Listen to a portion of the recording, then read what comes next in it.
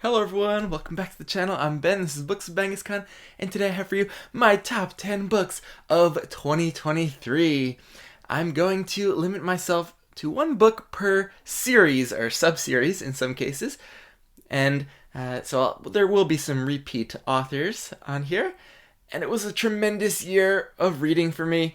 And this is going to be more like a Brian Lee Durfee top 10, where I'm going to squeeze in a few more into the list. You will get a top 10, you'll just get 6 on top of that. So let's dive in to my favorite reads. At 16 is Dogs of War by Adrian Tchaikovsky. This was just a delightful, accessible, fast-paced, near-future hard sci-fi book.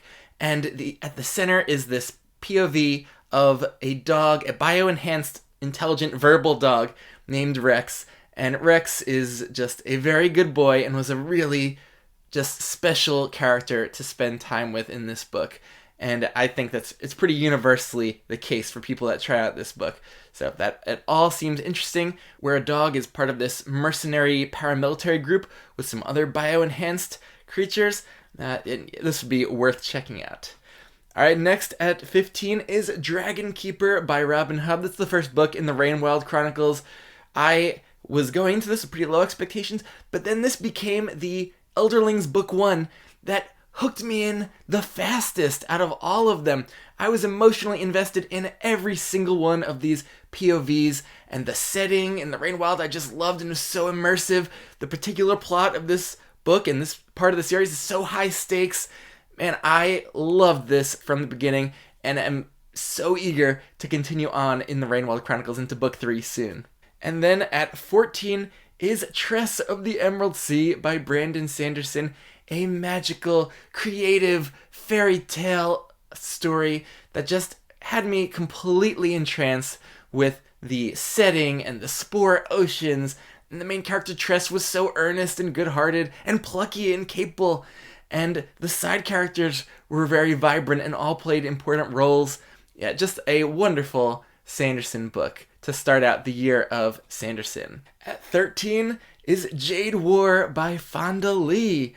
So this was actually a very tough choice for me between Jade War and Jade Legacy. Like them about equal.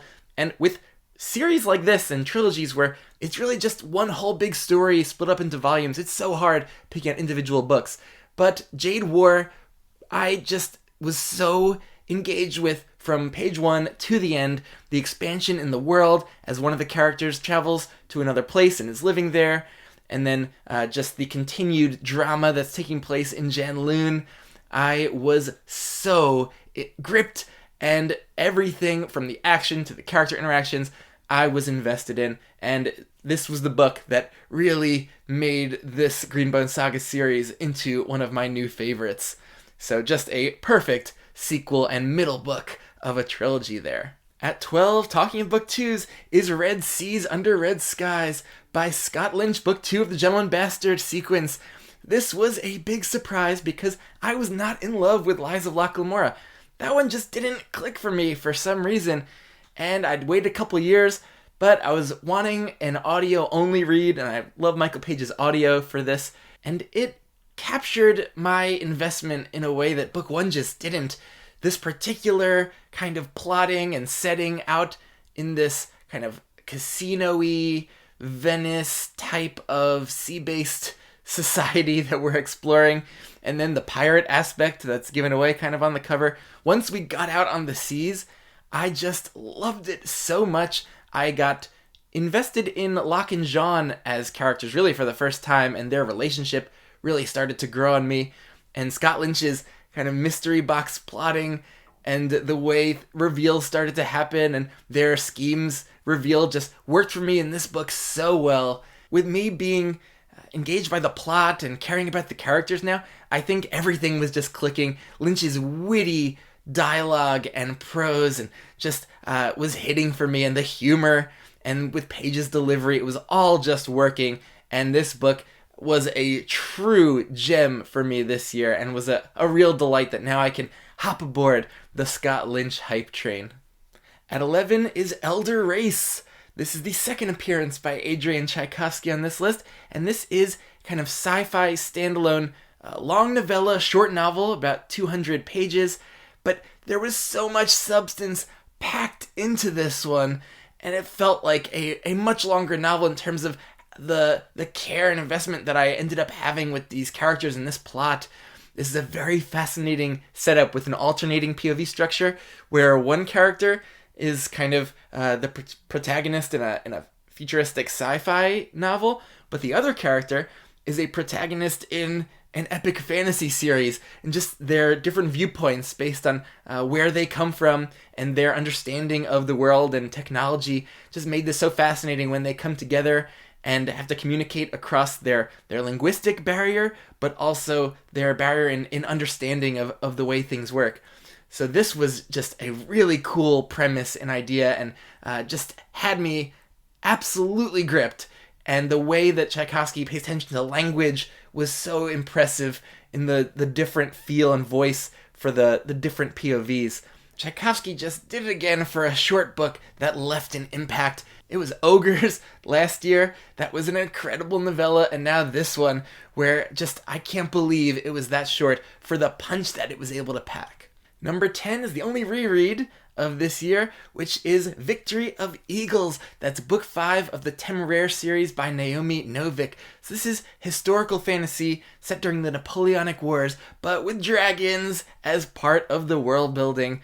And this is the culmination of the first 5-book arc. There's 9 books total in the series, but the first arc of the series really just is leading up to this book, and some of the most memorable sequences from the entire series that I'd read kind of 5 years ago that I had in my brain, a bunch of them were from this book. And the kind of the way it starts, I can't give anything away for spoilers, but the POV and the way it starts is so special, and then some really impactful things are going on around the war and the main protagonist, the human protagonist Lawrence, and then the way it all culminates in a very climactic, tense battle sequence. Everything about this book was working like a charm for me on reread, and it would have been actually a fine place for the series to end. Kind of a bold place where the war hadn't yet come to an end, but it ended on such an impactful note that if you wanted to, you could just stop there. But if you love Temeraire and Lawrence spending time with them, then even with some of the later kind of more meandering books, just spending time with those two is a delight. So I will continue my reread probably this year and make my way toward the end of that series. But this book, in the middle of the series, just spectacular. Editing Ben here on my birthday morning, actually. I'm not even at home, but I wanted to film this little insert because I forgot number 9, one of my favorite books of the year, Sharpe's Waterloo. Just a thrilling, harrowing historical fiction book that focused almost completely on this incredible Battle of Waterloo, the meeting of the brilliant strategic minds of Arthur Wellington and Napoleon, where Wellington came out on top. So just a fantastic, fantastic Sharpe book, and one that was just so immersive at that battlefield. And as someone who didn't know about the details of how it played out, and if you also are interested, you could just read this book because I was thrilled by just how it all went down. At number 8 is Ashes of Man by Christopher Rocchio. This was the new release, book 5, and we'll be getting book 6, Disquiet Gods, in a few months, I think. And I had binged the first 4 books when they were all out, so then I had to wait a little bit for this book to come out, and it did not disappoint. It was spectacular and really tense and high stakes, and it felt different than previous Sun Eater books, so I love that each of these books definitely has its own identity and feel, but just a continuation of Rocchio's deep thematic work. The main character, Hadrian, is processing a lot of crazy stuff that happened just before in the previous book in Kingdoms of Death, and then some more crazy stuff is happening in this book. This series is one of my favorites, a wonderful sequel and continuation with Ashes of Man.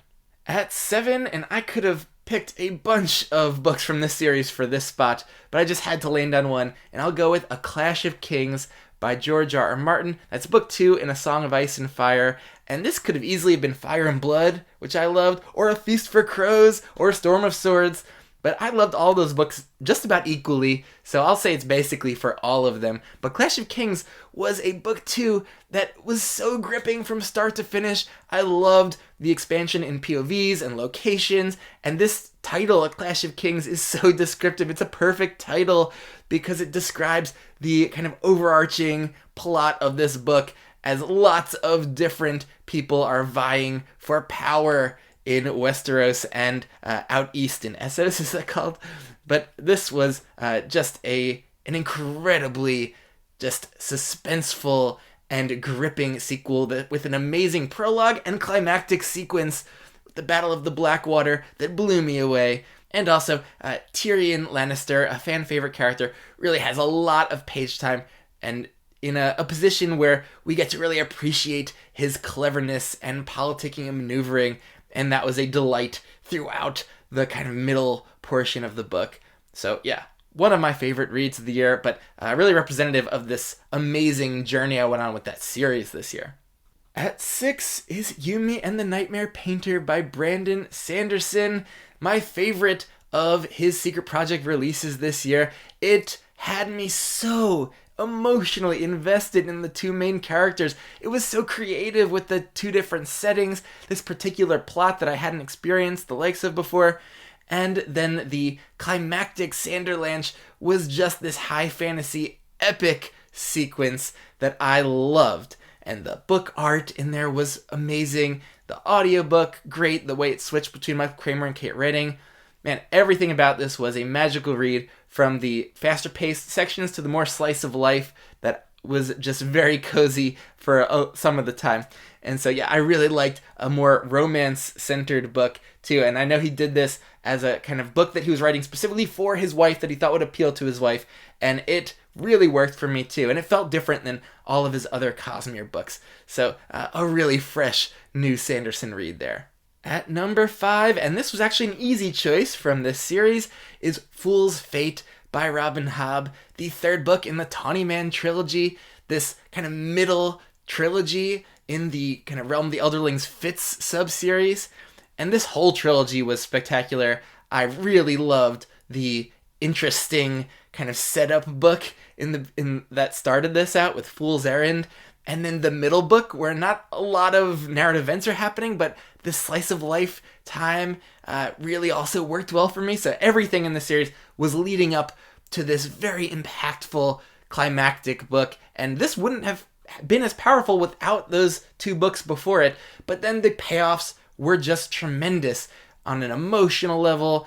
Interesting series-long plotting is coming to a head here. And just so much is happening that I care about with side characters and in the world, and then just the things that are going on with the first person POV though in Fitz really worked so well for me, and by the end I came to care about Fitz in a way that I just hadn't yet up to that point, and I just felt a little distance from Fitz for a while, and finally I think I am connecting to Fitz, I think, as much as a lot of the huge Realm of the Elderlings fans are. And so I am really heavily awaiting this last trilogy with Fitz that I'll be digging into this year. At number 4 is a little standalone book. That's Piranesi by Susanna Clarke. A book I'd been sitting on for a few years, thinking that it wouldn't live up to the hype with me, but I couldn't have been more wrong. It was a magical little tome. It was so immersive. I was able to imagine myself in the house with Piranesi, and it was at times a very cozy read. Just Piranesi's such a good-hearted, curious, earnest protagonist, and the mystery that's unfolding and starting to learn more about the setting and his situation. It was suspenseful, tense, and just a kind of overall very special, memorable read that I look forward to returning to definitely in the future. Man, I think back on Piranesi and Fool's Fate, and how could those possibly not be a book of the year? But I had so many crazily amazing reads. And so into this top 3, man, any of one of these could have been at the number 1 spot. And at number 3 is a recent one. That's Children of Time by Adrian Tchaikovsky. So this is one of the books I've had on my shelf for the longest and not read it. But I've been slowly making my way through other Tchaikovsky books. And I know this is by far his most popular one, the one that put him on the map. I've always known that it was likely going to be a big hit, and I did not expect it to even hit this hard because I was utterly gripped from the beginning all the way to the end. The alternating structure as we switch back and forth between the two main groups was so tense and paced in a way that was so gripping and had me just needing to turn the page or go to the next chapter and not stop. I loved the biological world building that Tchaikovsky is doing here. His academic past as in biology and I think really played a huge role in this feeling like ideas-based sci-fi that was really grounded in reality, but then and based on things that we know about here on Earth, but then using his creativity and just taking it in directions that were so mind-blowingly cool. Yeah, I could not have loved this anymore, and one of my favorite sci-fi books, and I immediately went into the sequel and enjoyed that one too. And so this whole series, I think, is going to become a favorite. I just have the last book, Children of Memory, to go. At number 2 is another Hobb one. That is Ship of Destiny, the third book in the Live Ship Traders trilogy. And I tend to really love climactic books and endings, especially when they are hitting for me and just paying off everything that's been set up before. And Hobb is just a master at the slow build. And once again, this book would not have been possible without the very deliberate, careful setting up of plot arcs and character arcs from book 1, Ship of Magic, through Mad Ship. And then some of the reveals here, the character moments, the plot culminations just hit as hard as anything has ever hit for me in my entire reading life. And man, it just blew me away and made me a giant, huge Robin Hobb fan at the start of this year. In a way that I wasn't from reading that Farseer trilogy. So if the Farseer trilogy, you didn't connect with it too much, but you're still not sure how you feel about Hobb, definitely go for Live Ship Traders to get a whole different type of reading experience with multi-POV, third person, and just, man, I don't want to give any spoilers away, but this just was an amazing, cathartic, climactic book, and revealed things that will totally recontextualize everything that came before, so I can't wait for a reread that and will feel like a very new experience. So what a wonderful third book and great series overall. And at number 1, my book of the year, it's from very early in the year. It was a perfect read for me then, and then has withstood the test of time in my memory as just being a book that felt written for me personally, and that was Tiamat's Wrath by James S.A. Corey. So that's book 8 out of 9 in the Expanse series by Daniel Abraham and Ty Frank. And I had been loving the Expanse series up to that point. And by the time you've already read 7 chunky novels, a bunch of novellas, I'm so immersed in the world, invested in the overall kind of plotting, and then having spent so much time with the core characters, I care so much about them. And they're being put through the ringer here in very sticky situations. It was so tense and suspenseful. A lot of very meaningful character payoffs are happening in this book, but it's a roller coaster ride. There's so much interesting action, and a new POV actually gets introduced in kind of this late stage of the series. That's a teenage character who is so interesting and complex and fun to follow as a teenager, and got me so invested in this new character. So it's continuing to with characters I've loved, but introducing some new ones for me to get invested in. Just an absolute roller coaster ride of a penultimate book that sets up the finale so well. I just thought that this was a perfect read for me. Exactly what I want out of my reading hobby. To be able to get immersed and lost and emotionally involved in what's happening, which, if I'm that immersed, becomes real to me. I am living those lives of the protagonists, of the POV characters. I am there. I'm imagining it all around me. And I am able to have all these interesting, fun, tense experiences that I wouldn't be able to have myself in my very kind of normal, boring life here. So it was a magical reading year, and I hope you've enjoyed taking this tour through all of my favorite reads of the year. Let me know what some of your favorites of the year were, how you've liked any of these that I mentioned. And yeah, I can't wait to discuss and gush about more of my favorite reads as they happen across the next year. So it's been a great year on the channel for me. Thank you all for tuning in and for all the wonderful comments and engagement, and I will see you soon.